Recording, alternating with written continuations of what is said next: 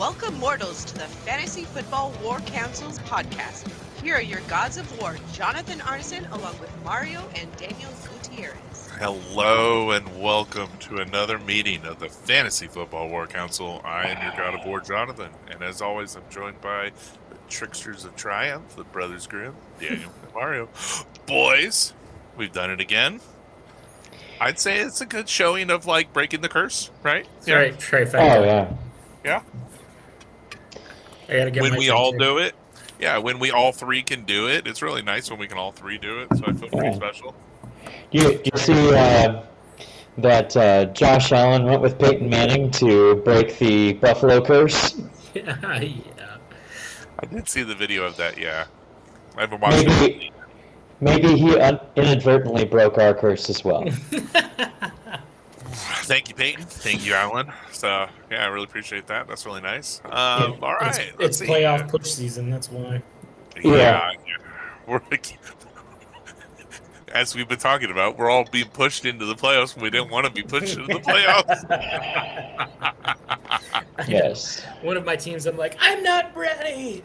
Yeah, no, please don't do this. Yeah. Please don't do this. Yeah. The gods have a sense of humor. They definitely do I indeed. accept my fate. What the fuck? Wait, I lost it. What? Yeah. It's usually how it goes. So, all right. Well, welcome into episode 171. Today we have some current news. Sadly, some injuries. Let's see. We did firings, funny enough, and then our battles of the week. So take us away. Oh, right.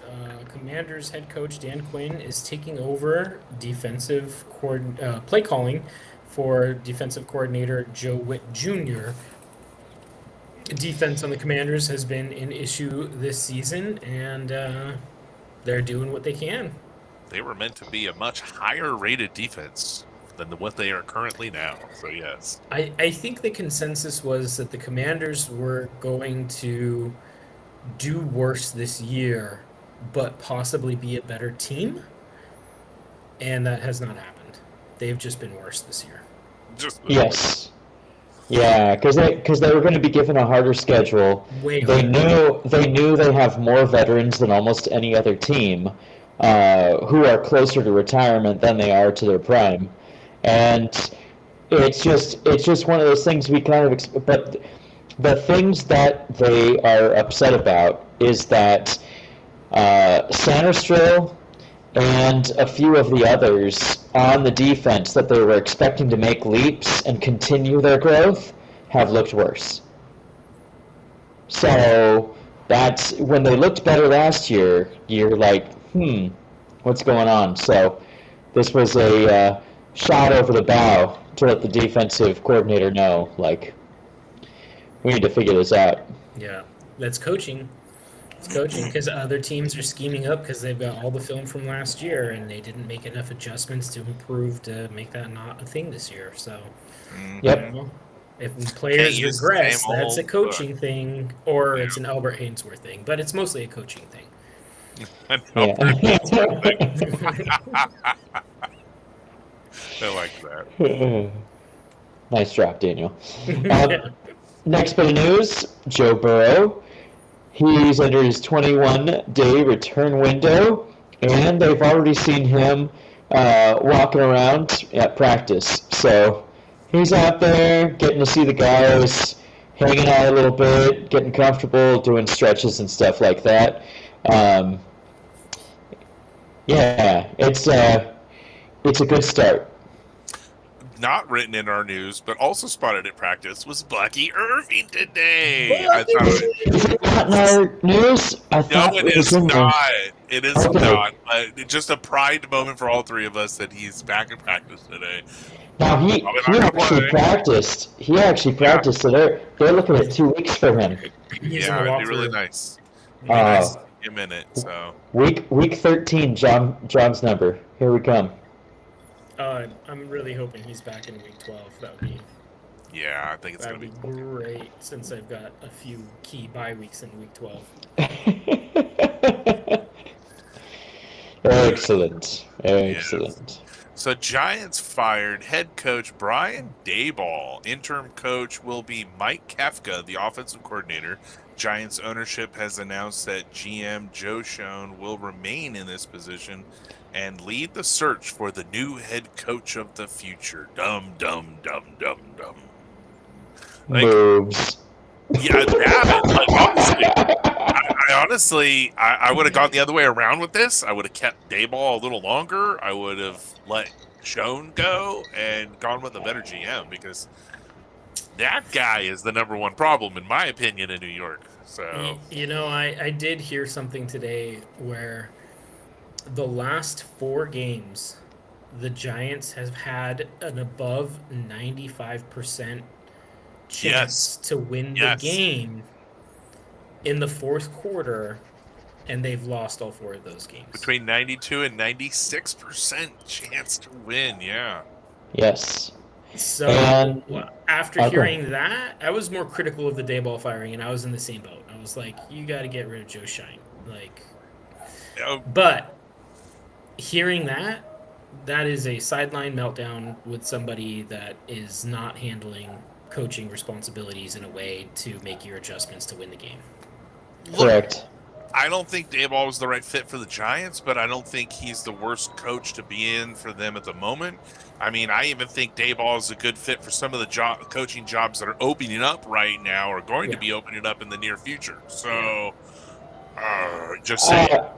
So the other news on the streets is that the leadership has been wowed by Jackson Dart, and they want to keep Jackson Dart around.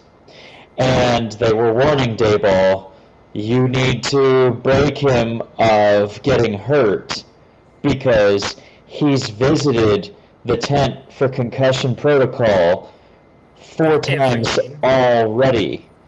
Well, and so they've looked into the number of times, and the number of times that he's been checked out is pretty on par with record breaking, and they're like, you need to stop that. And so when he got knocked and lost a tooth and went out with concussion protocol, they were like, obviously you don't know what the hell you're doing. You're not training our rookie to have a prolonged career, and that's what matters to us. And we've warned you. Now you're gone. That's a hard call. I think the Giants have meddling ownership. Disagree with it, but that is a really hard call. Dart's best friend is the guy that runs into the wall. Like literally, his best friend's the guy that runs his head into a wall. Let's think about that. You only need one on your team. Yes. Well, yes. I mean, right now they don't have one on their team. They only got the quarterback, right? And Dart was trying to fill that role in the game that he got hurt, for sure. So what came out with this discussion was also looking at Josh Allen and looking at Daniel Jones, and in all the instances where Brian Daboll had these guys as rookies, the ownership has been pissed about unnecessary risks he's put his quarterbacks in that have since been mitigated when they're coached by other people. So doesn't do well with rookies. They're looking at the analytics of aggressive quarterbacks and their play and how he amplifies instead of trains them. Okay, so bring him into Philly and put him as the offensive coordinator and give him Saquon Barkley back. Yeah, you saw that video I sent you. I totally did. And that guy was smoking the right kind of stuff. I'll tell you right now. I agree with that video. You know what? I'm not against that video. I agree with that. Yeah, not against that video. Now, given the trend of... In division, that would be tough. Although, Daboll will be up for it. They fired him. Come on. Yeah, they fired him. He can go wherever he wants. That's right. Absolutely. I do wonder Robbie would be so mad. I wonder who from the Giants team next year is going to be in the MVP race, because it's 2 years in a row already, right? Saquon Barkley, Daniel Yeah. Jones. Now, who's going to be an ex-Giant in the line for the MVP for next year? Because obviously, when players leave the Giants, they do better, much better. Oh, so maybe it will be the coach. Yeah, maybe. Yeah, Dayball's going to go win a Super Bowl with the Eagles. I can think of a name that's probably leaving, but not going to do well. Coordinator of the year. Oh, yeah. Oh, Jameis Winston then. Okay, so all right, I got It's plenty to J-Lo. talk on this situation. Yeah, and I'm very happy for this, but at the same time, it's now week 11, and I'm not because he has no neighbors. He doesn't have the right targets. His Scadaboo's not behind him. I don't like the situation, and now he's just going to be the normal old Jameis in a blue jersey. So The only way that would work out is if you had a Jalen Hyatt resurgence. And you know what? He did that for Jerry Jeudy. So I have faith in Jameis to make someone ball out while they look ridiculous. oh, it's the man that'll eat W's. Absolutely. I agree completely. I think that their wide receiver core got a tick up because he's going to find somebody he loves in that receiver core, and he's just going to huck it up Make to him a star. Yeah, he's going to Yeah. make him a star. It's And his then the track quarterback on the other side, he's going to make a star for the day too. So, you know. Yep. Oh, yeah, I get it. But I'm really excited to see Jameis in there. And you know what? He was out on the podium today singing, if you didn't see that. He was actually singing today. Like Hamilton, because it's like, it's welcome to New York. And you're like, yeah, this is fucking Jameis Winston that I want to see right now. Thank you, Jameis. Thank you. Oh, man. Joe Boo! All the Jameis. As long as he's not QBing your team, we're stoked. No. Hey, you know what? He didn't do bad in our team. I've had worse, so, you know. There are worse quarterbacks starting right now in the NFL. There are that's what I said. I would have taken him for week 1 instead of starting Russell Wilson. I would not have started Russell Wilson. 100%. I believe he'd do a better job than Kyler in Arizona. Oh, Ooh, dude. yeah, Hit yeah. home. I home run with that one. Absolutely. He'd make Marvin Harrison something special. So. I was going when you said there are other starting quarterbacks in the league that aren't as good as Jameis, but you just put the perfect example where I would take Jameis over Kyler Murray right now. I can think The about tools more. there. I can think of Oh, more yeah. off the top of my head. 100%. Aaron Rodgers. I'm going to take Jameis Winston over Aaron Rodgers. And Oh. over. As a Heck principal yeah. thing, yeah. And in Las Vegas. The principles. What he scored last week? 4 points, 3 Ooh, points. Vegas. I'm like, yeah, come Vegas on. would be a good one too. Yeah. Yeah. If you're able to just eat those interceptions, but you know what? The very very least of it is, he's entertaining. He's fun to watch on the Absolutely. field. If you're going Absolutely. to sell tickets with Jameis. There's been someone that's good with leadership skills in the huddle. He can actually gather the eyes of his peers. So, And I will give you that. I don't know how you guys are going to take this take, but what do you think about Jameis in Minnesota? I mean, that's more on you because of your love lust for the man JJ. So I don't know. What do you think No. about it? Because No, Jameis cannot drink the quarterback super juice. Nope. He will rot it for everyone else. You know it. It's not going to work. easy in Minnesota. I Close think your he's currently better than current JJ McCarthy. I agree. I could Well, not agree more. Yeah, He would do well there. He would do well. he's Yeah. currently. So when we talk about starting quarterbacks, and then the Browns. Dude, there are about 8 to 10 teams where Jameis Winston is a better quarterback than what they're starting. Well, you have made a solid argument. Hey, Winston would score more points than Flacco out there throwing to those towers on the sides. I wanted him to go to. We talked about that weeks ago. Yeah, we talked about that. Yeah. Man, it We was all one of those did. things. Like, you know, we all wanted Derrick Henry and as a Raven. The world needs Jameis Winston as a Bengal for a little Yeah. while. Like, No, perpetually. because Joe Burrow gets hurt, he's out for a while, and that's what happens, and that's what we see. And you know what, dude, that would be fun. It would be epic. That bad defense would be put in more binds than they already are put in.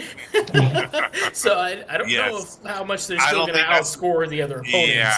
But that would be fantasy heaven and a show. It still puts tickets in the seats. Yeah. It still puts seats. Jamar Chase should support this because he and T. Higgins will be first ballot gold jackets if Jameis Winston puts up the kind of numbers going to them. Oh, yeah. He'd be like double fisting W's. But the targets and yards, yes. That's what I was going to say. That's the thing. Is Jameis would bring 2 footballs on the field because he wouldn't decide who he's going to throw to every play. That's right. I wanted to go to both of them. That would be the most Jameis thing ever. Yeah. All right, back to the news. Commanders tackle Deron Payne suspended 1 game for punching Amon-Ra St. Brown this weekend after St. Brown did a satire celebration in the end zone. Yeah, so here's what happened is he pointed to the sitting president and made fun of the president's dance that he always does when he's excited. And then Deron Payne walked up and punched him. And the entire Washington Redskins defensive players all said, well, he was responding to the fact that St. Brown punched him first. There's no evidence of that on film so far. No one's been able to come up with it. Punched him in the feelings, maybe. Right in the feelings. And Amon-Ra came out and wrote I'm sorry if there was, I would have done that for any sitting president. So, sure. The guy's got a goofy dance. Sure. Yeah. Hey, you know what? Yeah. Do your thing. Yeah. But, well, I guess. So anyways, it happened. And on another note, if you didn't guess it already, Jackson Dart is still in concussion protocol for losing his helmet and his tooth. Guess he's going to have a hard time hooking up with Madison Beer without a tooth. It's very New York thing to be missing a tooth, right? Yeah, well, that's what he said when they were 70s, 80s New York, I guess. Yeah. I was making a at the gap of Michael Stratham. So wasn't a missing tooth. It wasn't a missing tooth. It was just a big gap. You could have put another tooth in there. Absolutely. Yeah. I know. All right. Paul Tagliabue, former commissioner to Roger Goodell, has passed away at the age of 84. My son is a better commissioner, so. Good man. Yeah. Before it wasn't completely about money. No, it was definitely about money, so. No, but not completely under him. There were still some scruples. Yeah. No one's clean. Derrick Henry finally rushed for more yards in the NFL as he did in his 4 years of high school, over 12,000 yards. Also, there's a high schooler that is currently on pace to shatter his record, as a matter of fact. I think they said that it's his senior year right now, and he's averaging like 183 yards a game. And I think if he does play the next 4 games and does his average, he's going to break Derrick Henry's record. But towards the end of the season, his yardage per game has gone up. So he could be, he could put up another 1,000 yards within the next 4 weeks. His trends are just like Derrick Henry. The deeper into the season, the better his yardage goes. And, John, you're going to love this. He's an exciting white. Like, I think they said his last 3 games, he's averaged like 250 yards. Oh. And Yeah. 3 touchdowns a game. He's averaging for the season like 3 touchdowns a game. And you said he's a senior year this He's year. a Okay, senior all right. this Yes. So Start doing my math. going to collect their picks 4 years from now in Dynasty already. Yeah. Yeah. Give him his 3 years in college. He'll go in as. I bet he goes in as a junior. Come on. Dude, they don't come around that often. Guys No. that can do that, oh my gosh. No, those are the running backs we trade up for. So I like that. All right. Speaking of running backs, Jonathan Taylor is having himself a season. My gosh, this man now holds the Indianapolis career rushing TD record with 65 touchdowns so far. In his career. In his career. In his career, yeah. And That's crazy. He broke Edgerrin James's single season record, I think. I mean, Also, and we're in week it 11. was only Edgerrin James, though. Let's say. Come on. Edgerrin James. Look, I is in like the Hall of James. Fame. I like James. Yeah, there's a lot of running backs in the Hall of Fame. There's a lot of people in the Hall of Fame that probably shouldn't be there, I'll say as well. I'm not picking on James. I like James a lot. I think it helped James that he had the Super Bowl. So. It always helps. That's always weighted. Yeah, absolutely. Yeah. I'm not picking on James. Don't get me wrong. I like James. No, so I don't think the nice thing about this is that people are actually starting to consider Jonathan Taylor, but it's only because his team is winning. So if they make a deep playoff run, it's possible for them to look at him for MVP. Yeah, but if Daniel Jones keeps playing like Daniel Jones of the old, they ain't gonna do shit. Well, we'll see. We'll see. Because It can bolster his case.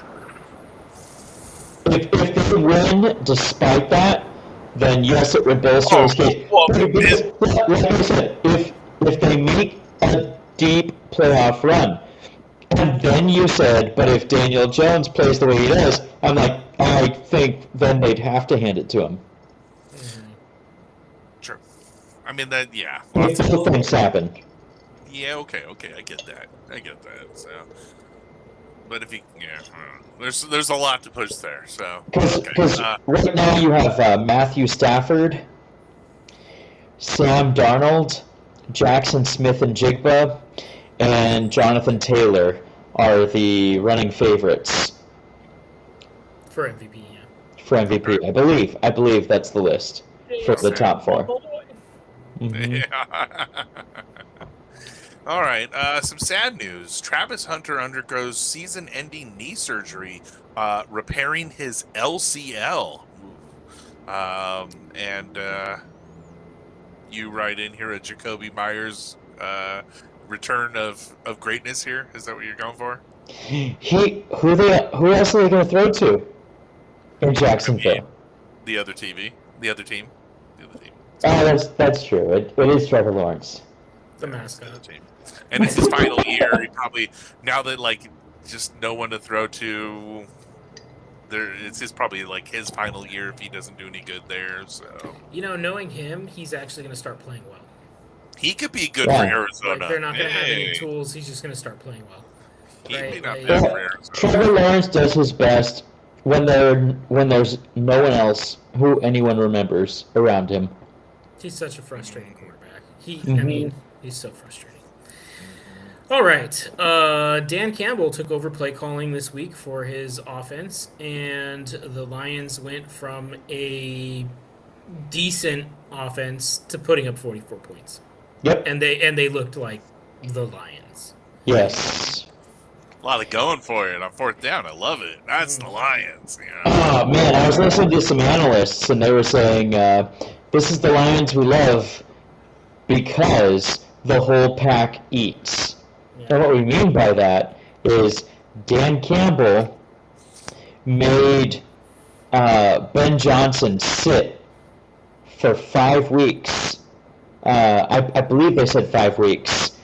And watch how he envisioned his offense. And then he set Ben Johnson loose. And so this sitting for his OC could be the same thing, because Dan Campbell is the offensive genius who has the whole picture in mind of what he sees his team being.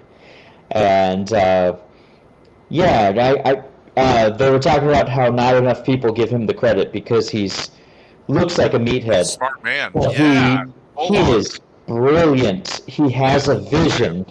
And, so looking through, Ben Johnson is a brilliant man, but it helps having tutelage.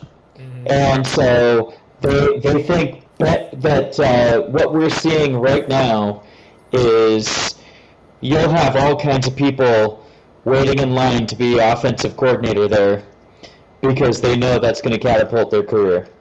And that will keep the Lions from having brain drain in the future. It's the coaching trees, right? It's the right coaching trees to be under, right? Mm-hmm. I will eat crow and didn't give him enough credit, even though we all called the Lions regressing as far as fantasy football was concerned, which has happened. Curious. Yeah, we were curious. But still, Dan Campbell, man, he's, we call him the Fighting Dan Campbell because he embodies that team. But it's not him, just his personality that embodies that team. Now it is blatantly obvious. It is also his mind that bolsters that team, not just all of the intangibles that he brings. Absolutely.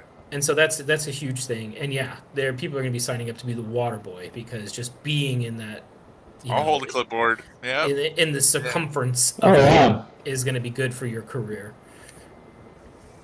So that was nice. Absolutely.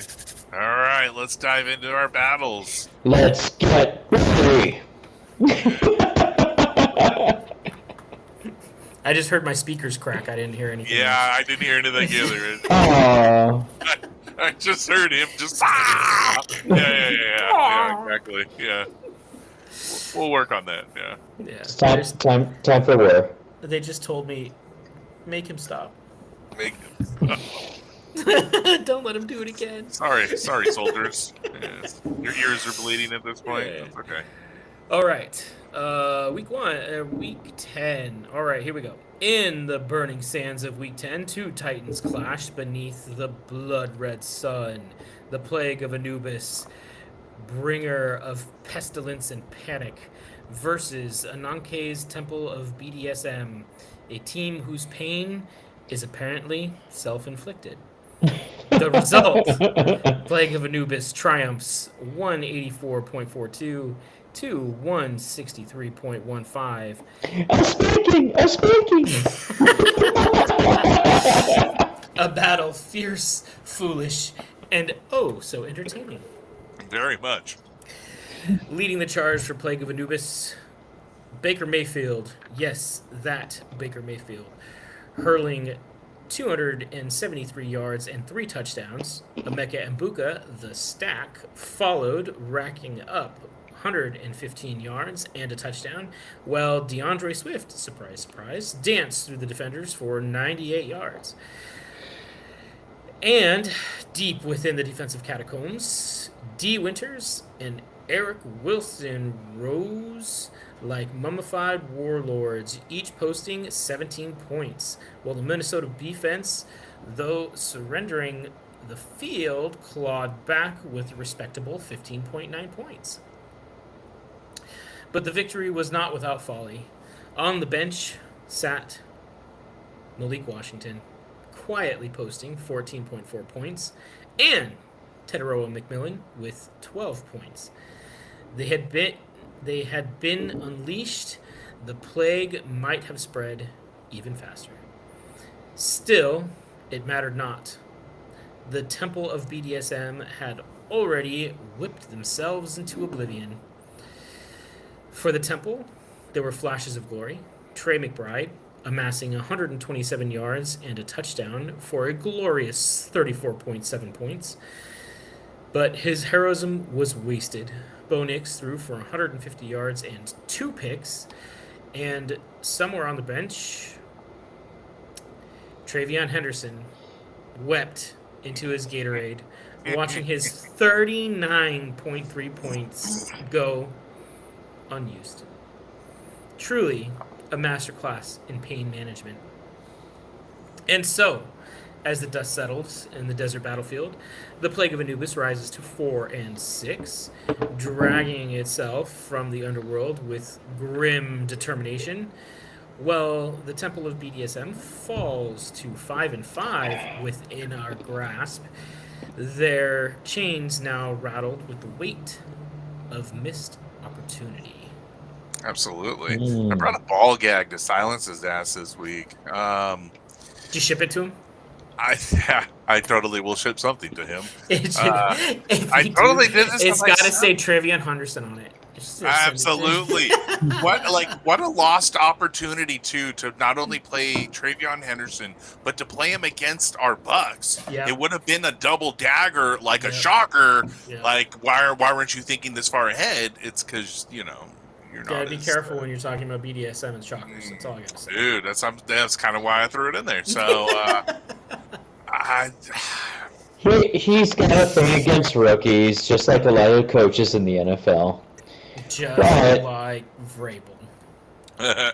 Yeah. So it takes the veterans getting injured to play them. he just wants to watch I all the mean- points on his bench, I think. Some of the best coaches have things against rookies. So, Yeah. Andy Reid, Yeah. Vrabel. I Doesn't mean, make them right. Vrabel did it to Derrick Henry too. Did I it know extend he his did. career, or did it? Is he able to do what he's doing now because he had those 2 years? Who knows, right? I don't know. Yeah. A lot of mileage on those tires for Derrick Henry when he came into the NFL. Hey, and to go to a team that constantly gets shoved out of the playoffs and never gets a chance in the Super Bowl, Yeah. we thought it would push him a little forward. And Yeah. Oh. All right. So on to thank our you, Rob. next. Appreciate. So on to our next battle. Owl Formation continues to assert their dominance since changing their name. This was a decent back and forth battle. The Kuiper Belt Soldiers wide receiver core scored 43.2 points, while Owl Formation only received 23.1 points from their wide receiver core. The soldierly running backs came in with 15.4 points, and the Hooters shook it for a whole 48.6 points. I love the name. We're gonna call it. Dalton Kincaid left the Kuiper Belt Soldiers with a hamstring injury, producing only 7.70 points, which for a tight end, still not too bad. To which Mark Andrews produced a very serviceable 12.4. The Owl Formation... the real difference, though, came down to the QBs. If I told you that one of these QBs left the game with a concussion and a broken tooth, you would probably guess it was the QB that scored lower. The assumption was incorrect. Jackson Hold My Beer Dart put up 26.98 points, and that's what I'm calling him from now on, actually. Before exposing himself and getting his helmet nearly knocked off and a tooth flying.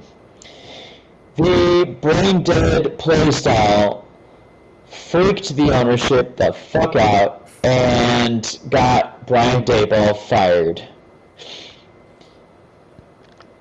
Poor thing looked like DCF was called, and now Parent Daboll is going to be shipped to someone else to be an OC somewhere. Damn.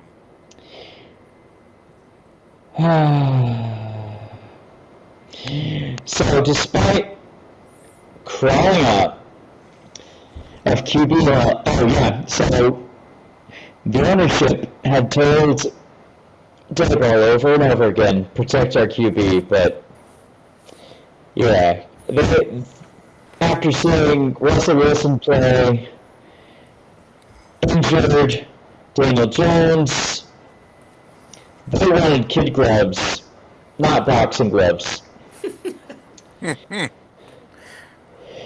Dayball said, "I can't quit you," and the ownership said, "But we could fire you."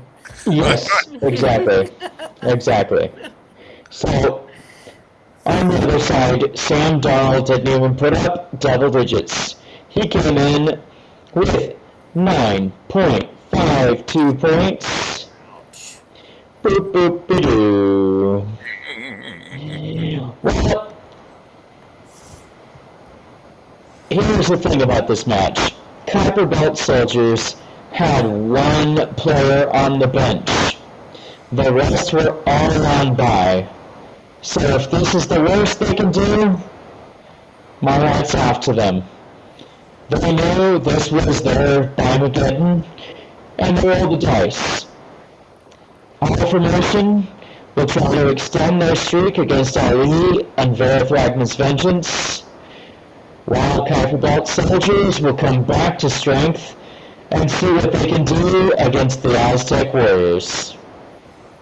That was rough. Holy crap. That was so... That was so rough to listen to. I like sounds the like those like World War II recordings. right, like What's going on? yeah. What's going on? Jackson Dart did his best. What's that in the Lord of the Rings? The troll ran at the door and just like Oh, hit his yeah. head against the wall and then fell over. Like, Yeah, except he didn't have strapped to his back. yeah. Greg Rosenthal, I believe, named any QB under Brian Daboll that. And it's rang true. I mean, for the last like 4 weeks, that meme was being used as a camp. This is Camp Cage Scatterby rope. running into the offense. So, I mean, that's what made me think of he plays like Mike Allstott. I saw that, and I'm like, oh, look, that's the Mike Allstott style right there. I like it. Hmm. Well, And the thing we never thought we'd give was way all the way back, as far back on his body that possibly could, his ankle. poor Jose. Well, you know what? He had a really good waiver wire grab last night. He got Zach Ertz with his first waiver, so Yeah, that's a phenomenal grab. it was really good. Yeah, he stole that from a handful of people. So. Because people in the know, Debo's slowing down. And with Luke McCaffrey out, who else they going to pass to? Yeah, Zach Ertz is the perfect option. I saw something the other day. It was like, he's become Marcus Mariota's favorite target. And you're like, Marcus Mariota hates throwing to tight ends. You know, the first 3 games that he came in earlier in the season, he didn't throw to him at all. He's throwing to him now because he's the only fucking person out there to throw to in the offense. Yep. Like, unless you want to throw to the other team. So go right ahead. Marcus Mariota, as we saw from the QB program, is lazy.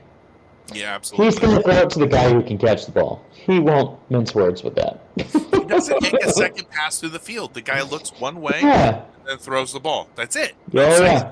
So, yeah, lazy. All the talent in the world, just lazy. Agreed. All right, this next battle was nothing short of a sacrifice to the fantasy gods. Vera Thragna's vengeance falls before the victorious Valkyries. 250.09 to 196.19, a 53.9 point victory. At 250.09, that's the highest score of the week, earning Chas the Conqueror of the Week award. Her star-studded army marched forward. Lamar Jackson with 24.94, and the true MVP, Jonathan Taylor, on his campaign, running wild with 64.5. Quentin Johnston chipped in 7.7, and Tyler Warren, what an amazing tight end, 23.9. Great pickup. David Montgomery at 18.1, and Jawan Johnson, this kid's killing it, at 21.7. Yeah. Her kicker and defensive unit followed suit, posting steady numbers that kept the Valkyries marching unbroken. On the other side, Ollie was flattened into a stepping stone, a path for his opponents to ascend, a form that he's used to taking, and led by his quarterback straight out of the old folks' home. Aaron Rodgers hobbled with 7.44, a stat line measured in cane speed. The rest of his team at least got a memo, do your job. Bijan Robinson, 15.7, Puka Nakua, 16.9, and Dalton Schultz, carried by General Mills, 23.8. That was great. Yeah. Alec Pierce dropping another 19-point game, and even waiver wire pickup Parker Washington, you're welcome, by the way, shining for 26.9. His defenders fought valiantly, marching much of Chass's output, but in the end, even Warriors need a quarterback who can walk. If not for a retirement home passing game, or the passing attack of Aaron Rodgers, Ollie might have stolen this one. Not really. I'm just being nice. 53.9 points was the gap there. So no, he lost. And I would point out this is back-to-back matchups that he's lost against the Arneson household. So come at us, bro. Yeah. Sounds like the definition of a stepping stone to me. Congratulations, Chass, on another momentum victory. The Valkyries now stand at 7-3, second in place, while their wings spread wide over the battlefield. Their war cry echoes through the heavens. 250. And still That not the is highest. a massive, massive gap. However, our next battle was even worse. This was a battle. Oh, sorry. Oh, sorry. Hey. Okay, not the next match. Sorry. You We can't need have a- a lot. Well, then I'll Yeah, go we back need to a- back. Here we go. Yeah. The Not next bad. battle was only Too much- 19.27 points. The tequila's talking. I apologize. All right. In the thundering Coliseum of Week 10, the air crackled with tension and the scent of fear-based decision-making. On one side stood Hercules' huge sock, woven from threads of destiny and questionable waiver wire claims. And on the other, the Hail Marys, a name both prophetic and painfully ironic.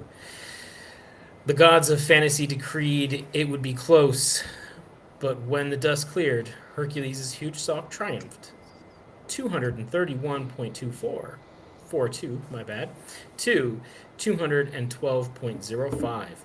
Leading the charge, J.J. McCarthy threw for 248 yards, 1 touchdown, and 2 tragic interceptions. At his side, the beastly James Cook simmering at 77 total yards, and the divine Chris Olave soaring with 104 yards and a score, because he is the offense. But it was the defenders who sealed the tale. Jesse Bates with a thunderous 32.15 points, and Tyrese Knight crushing quarterbacks with 2 sacks and 2 forced fumbles. A defense so fearsome that the stat sheet trembled in reverence. Of course, not all choices were legendary. On the bench sat Jawan Jennings, casually sipping Gatorade with 14.6 points. Will Prescott, Pollard, and Spears all lounged on by, sipping cocktails. Still, the sock marched on, foot firmly placed on Hail Mary's neck. The Hail Marys was their shining comet was Devon Achane with 174 rushing yards, 2 touchdowns, and 51 more yards through the air. A staggering 49.9 points. A performance worthy of song. If only the rest of his team hadn't been mortal, squandered those 50 points. Hunter Herney, one catch, 9 yards. That's not a stat line, that's a cry for help. And poor Brandon McManus, the kicker, scoring a single lonely point. Even Zeus would have thrown the man off Mount Olympus. And so, Hercules' huge stock rises to 5-5, balanced between glory and chaos, while Hail Marys is now 6-4. Tastes the bitter drought of humility. Ooh. Never it is. expected this. Yeah, we all thought Ray would take that matchup, so boy, was that a shocker. Yeah. There we go again. Yeah, well, we're not in the temple of BDSM anymore. So. All right. All right. Now to our next matchup. I want to make a joke like earphones. Like, come here. Gird your drums. Yeah. Here we go. Where is it? He's like, fuck you guys. This was the battle for Native American supremacy, and Daniel used every guerrilla tactic possible and absolutely sacked I'm an Aztec sacrifice. Matthew Stafford is standing up for all pocket passers this season, almost as if he's standing in for injured Joe Burrow. Stafford has always been elite, but it hasn't always translated to dynasty. Is the key to pocket passers in fantasy equal to or greater than 2 elite pass catchers? I pose this to you guys right now, because when we've seen Mahomes elite, he had Kelsey and he had Tyreek Hill. Sure, but I Now he has...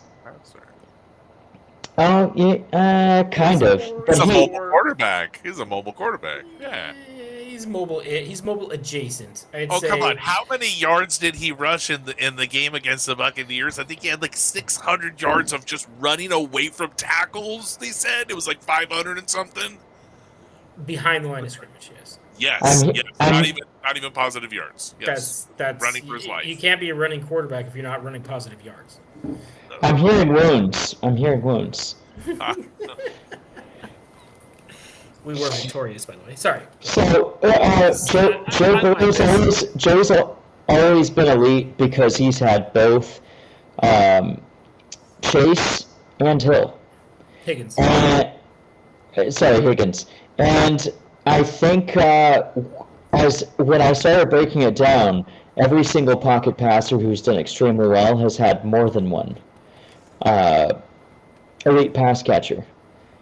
And so that could help us discern when we start drafting and picking up and building for our team. Hey, if we're going to grab a pocket passer and we're not going for one of the elite rushers as QB, that might be the key little golden nugget. So I'm sharing that out here, and we'll see how my little theory plays out. But so far from the history that I've seen, that is the difference maker between someone who makes somewhere between 8 and 16 points with an occasional spike to someone who makes 27 to 35 points. So we'll see on that one. This whole thing goes around the addition of Adams. I think this is something that's going to help his career overall. It's definitely cementing his legacy. In the matchup, Stafford put up 35.5 points. Daniel's next highest scoring player was Kamani Vidal, who put up 26.3 points. He looked great out there, and not just finding gaps and slipping tackles, but he caught his lone target for 13 yards and came up with 8 first downs, really being an excellent contributor for his team. The next highest scorer in this match was another of Daniel's players. Homer Tyke Smith rewarded Daniel's loyalty with 25 points. He was everywhere. It was like he was playing bingo and just trying to rack up all the points. He racked up an interception, a pass defend, a hit on QB, 4 assisted tackles, 4 solo tackles, and a tackle for loss. That's a fucking day. Yeah, dude, that makes my heart I love Tyke Smash. shine a little bit. Oh yeah, super happy about that one. Finally, the next highest scoring player in this matchup was one off of Martin's roster. The entire Philadelphia Eagles defense held the Green Bay Packers to 7 points and scored 24.1 points in fantasy to try to make Martin not feel completely lost. After that, the next 3 highest scoring players were, you guessed it, on Daniel's roster. If it weren't for Matt Prater putting up 1 point, there would not have been a single sign of weakness. Smith and Jigba put up 23.3 points. Travis Etienne put up 19.4, and Aaron Jones put up 18.7. So you guessed it, most of Martin's players made under 15. The Apache Guerrillas came and sacrificed the Aztec Warriors on their own pyramid. They set fire and pissed on the ashes. This shellacking was to the tune of 54.53 points. Daniel was the second highest scoring team this week and earned himself the Massacre of the Week as he stomped his opponent with the largest point differential. Congratulations, Daniel. And Martin, regroup, lick your wounds. Fantasy football waits for no one. Feels really good coming from 0-6. Let me tell you. Yeah, I would definitely say that. You've won your last 4 games. Feels pretty good. So. Dude, he left Breece Hall on the bench. He put up only almost 30, but it wouldn't have helped him. It wouldn't have helped him. No. Might have gotten him a little over 200, but that's not gonna do it. So, well done. Congratulations. Thank you. Okay. We got one more. So, in a monumental battle, the Arjuna Warriors struck down the One in glorious fashion. 206.45 to 158.97. A resounding 47.48 point victory. Richard's squad soars to new heights while Jess's team learns that rock bottom feels like. Leading the charge, Justin Herbert carved out 18.7, but it was his MVP, Jahmyr Gibbs, who went full divine mode with 46.7 points. Old Man Adams, we were talking about, proved he's still worth it with 19.2, and Dallas Goedert chipped in with 11.8. The true secret to victory? The defense. Every single one of Richard's defenders posted double digits, and 3 of them were waiver wire grabs. That's not luck. That's desperation forged into destiny. The Warriors threw everything they had at the fantasy gods, and this week the gods smiled back. Meanwhile, in the shadows of defeat stood the One. At 158.97, this was our lowest score of the week, and with that, Jess is our banished one. She is cast into the pit of despair.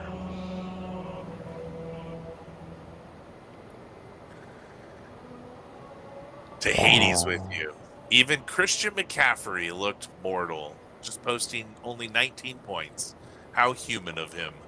George Kittle was her lone bright spot, erupting with 31.4 points. And her Denver defense went full tilt with 30.84. But beyond that, a wasteland. Trevor Lawrence stumbled at 11.82.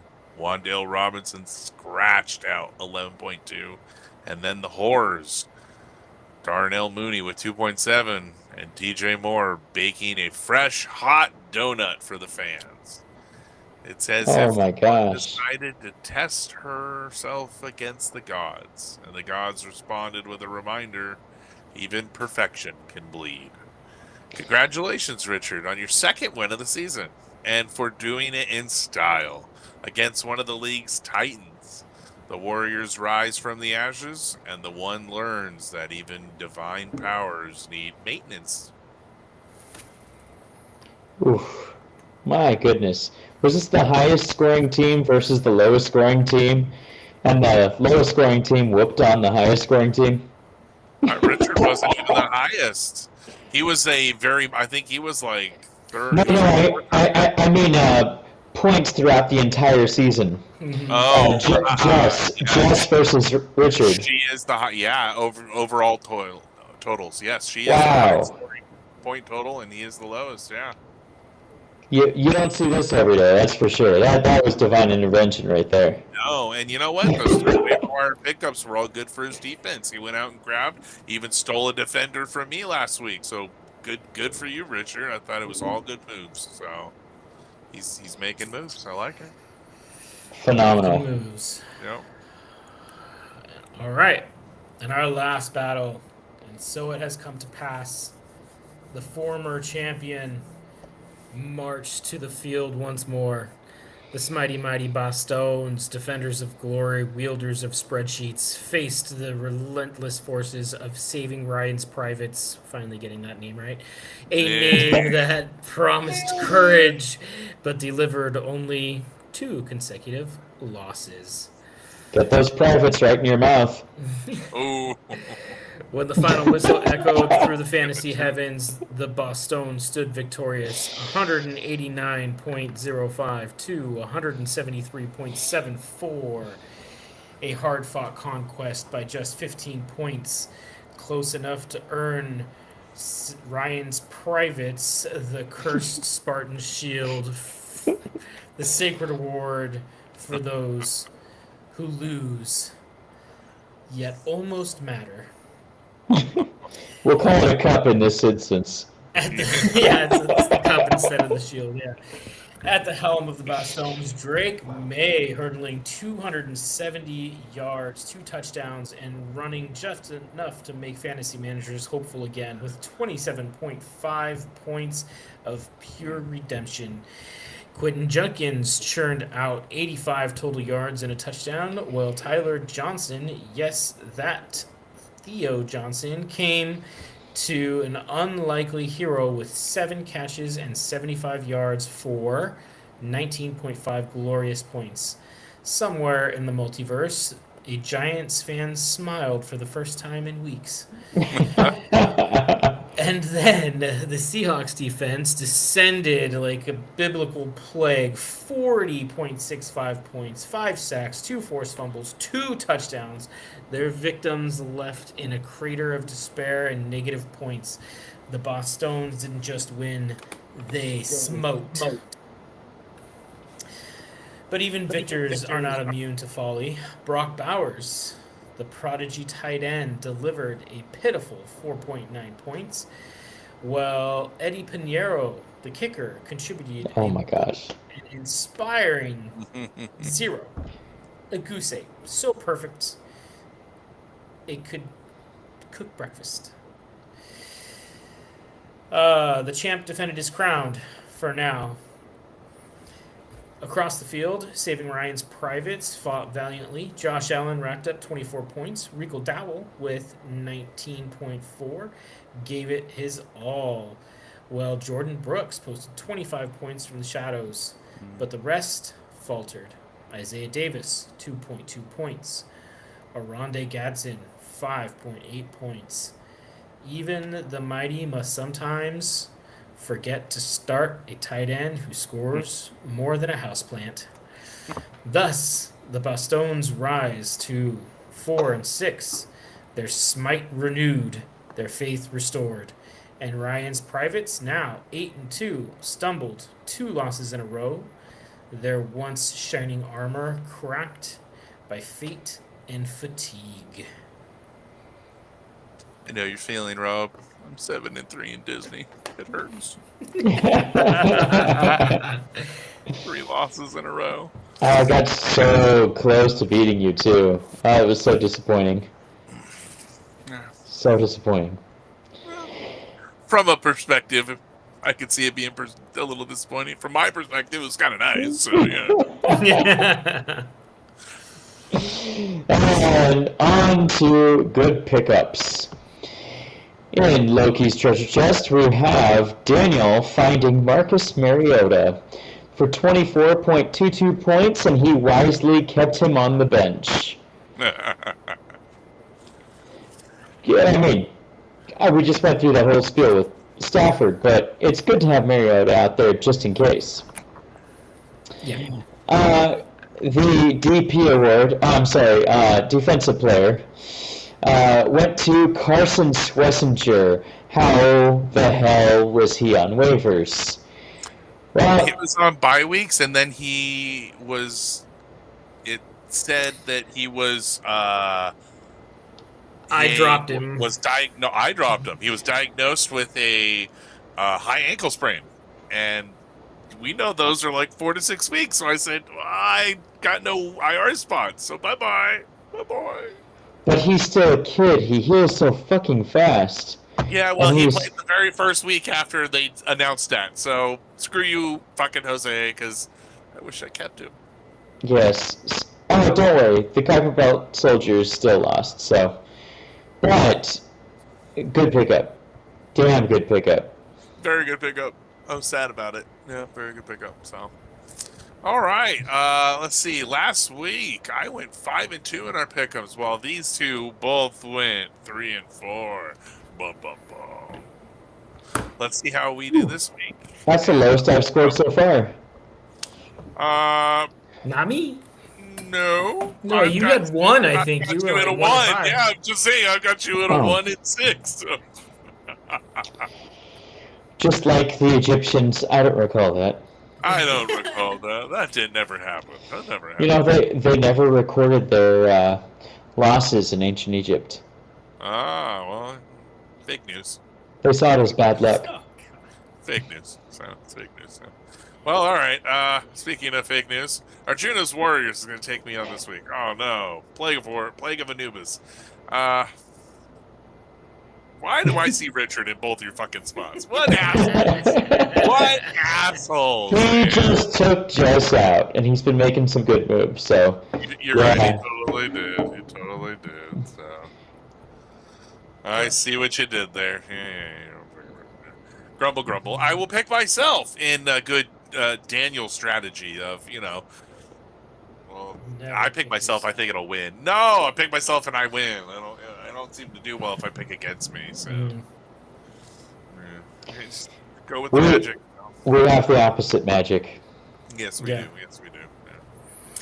Yeah. Next battle, Kuiper Belt Soldiers versus I'm an Aztec Warrior. He has gone up an octave. Yes, he Has definitely has. Hmm. I am an Aztec Warrior. Oh no, you were right. You did it right the first time. He went up an octave. Yeah. He's gone up higher. He goes down an octave to go deeper into low. So right. Well, so, I whooped his ass this week, so I can say it like that. that's what I'm Yeah. saying. You deserve it. Thank you. That's what I was trying to He's, get at.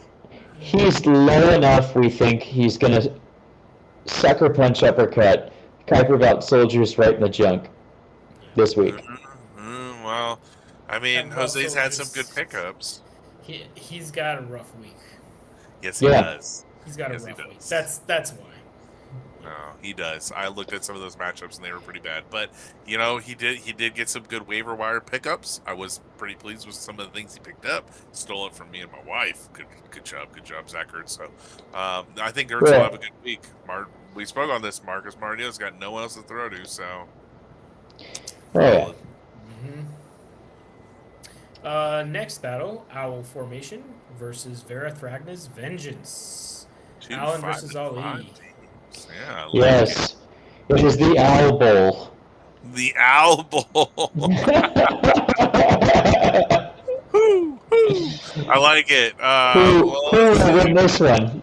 I mean, I'm looking at it, and I mean, it's the only 5-5. It's the only well-rounded matchup, and it's predicted our closest. So, oh no, yours is actually. I will take that back. Yours is predicted closer. But Owl formation, the Hooters. The Hooters have been flying, and they've been flying well. And Everyone likes that. I gotta go with the Hooters. I gotta go with the Hooters. So I'm going Allens. They've definitely been shining bright. Yeah, no, yeah. There's two Hooters. There's two Hooters there. Are those headlamps? Yeah, those headlamps. I'm going for Ali on this one. All right. I like it. Daniel, you're. So we have two went. for Hooters. We got two Hooters. That's right. We got two Hooters. Two. Yes. Two Hooters and the motorboater of vengeance. Oh, I like it. Okay, well, let's go for two Hooters. Next battle. The Apache Gorillas. Daniel, your own battle versus the Hail Marys, taking Ray. 4-6 versus a 6-4. Nice and close.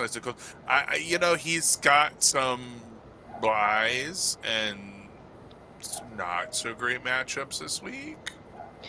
I agree. I picked my brother on this one. I did too. I was looking at matchups and I honestly, like, Daniel, you look pretty primed to be one of the higher scoring teams this week, if I might say so myself. So I agree with that.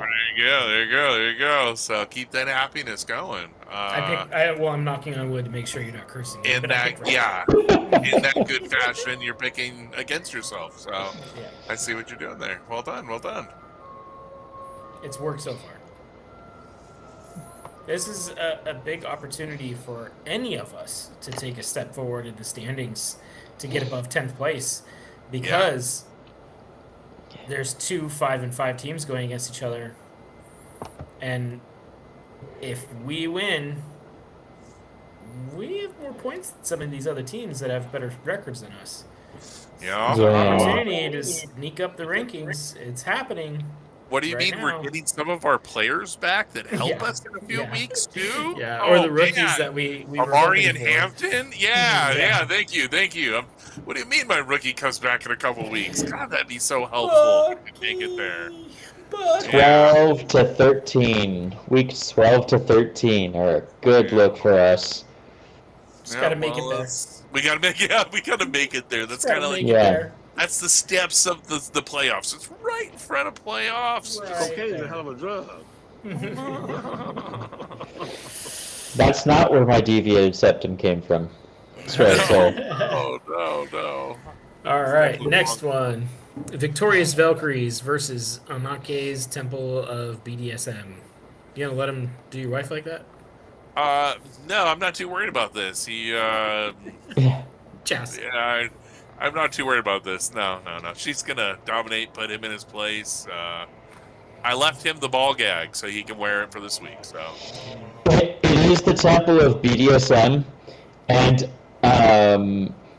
Robbie has been the sub lately. And that's okay with us. he has. He's feeling a little cocky. He goes in and he says, "I don't have a safe word," and Safe words we all meatloaf. kind of say words. Yeah, Yes, that's right. pineapple apple, buddy. So you gotta have something. So, I'm not picking Aunt Robbie. So, Jazz all the way. Yeah. All right, next battle. Hercules' Huge Sock versus Mighty Bastons. Ooh, Mario's using my strategy. Yes, I am. Nice. Look at that. Picking against yourself. Okay. It's a bold strategy, Cotton. I win either way. Yeah. Okay. Well, That's in one the way. I feel. Yep. That's a positive. I like to win both. So I go big or go home, I guess. So, Mario, I'm liking your matchups this week. I'm liking what you're putting down, and I have a strong defense. yeah, and we all know defense wins championships. So, that's right. All right. In our last battle, our 1 and 2 ranked teams, Saving Ryan's Privates at 8-2 versus the one at 7-3. First and third going at First it. and See, third. This is what we need. Mhm. Yeah, Chas is second. Yeah, this is what we Oh, need. that's right. going. Jess got taken down a pig. That's right. She did. She Yeah, sure no, did. This is the game we need because somebody's going to lose in this matchup, and we don't really care who loses in this matchup, right? I mean, we kind of do. We want your uncle to We lose. all win. Yeah. Yeah, we all win in this matchup. Exactly. Someone's going down. So, I see you guys both picked Jess. Now, is that more hopes or you looked at matchups? Because I was looking at matchups, and your uncle's pretty studly this week. Oh, those are my hopes. Okay. That's what I was curious about, because I hope Jess wins too, but I'm going to go for my point in the pickup, and I'm going to pick your uncle's. She I she believe in tends to get balance. lucky. I believe in the balance. I like that, Daniel. And this last week was unfair to her. For the Ah, team that so she's got. so it's going to be. That's not wrong. She's got to that- bounce back. You're not wrong, but it doesn't work like that in fantasy. You know that, right? Like, she could be slipping at this point and, end up in the consolation bracket. Hey, it sure worked for Richard because he was one of the lowest scoring and he took out one of the highest scoring. So True, but he's balance still only at happens in 2 football. wins. True, but again, still only at 2 wins. So she's in a spot where I'll be like, she could come tumbling down that hill like Jack and Jill, right? So Definitely. 2 weeks. yeah, 2 exactly. weeks, this whole thing could be shaken up. Oh yeah. No, absolutely. So that's what's nice about nice close games. So, all right. Well, thanks for marching with us. Right into the show, FFWC. For any questions you may have, we're here to answer those with our winning knowledge. Come on, guys, winning knowledge. It's awesome. Yeah. Hey. So, Do as we say, not as we do. not as we do. Thank you. Yeah, thank you. Thank you. I like that. That's a good way to close that out. So, thanks for marching with us, and as always, Keep conquering. ascend. And slit them throats. Yeah, that'll work too. So, Hang them by the legs, slit the throats. It's the right way.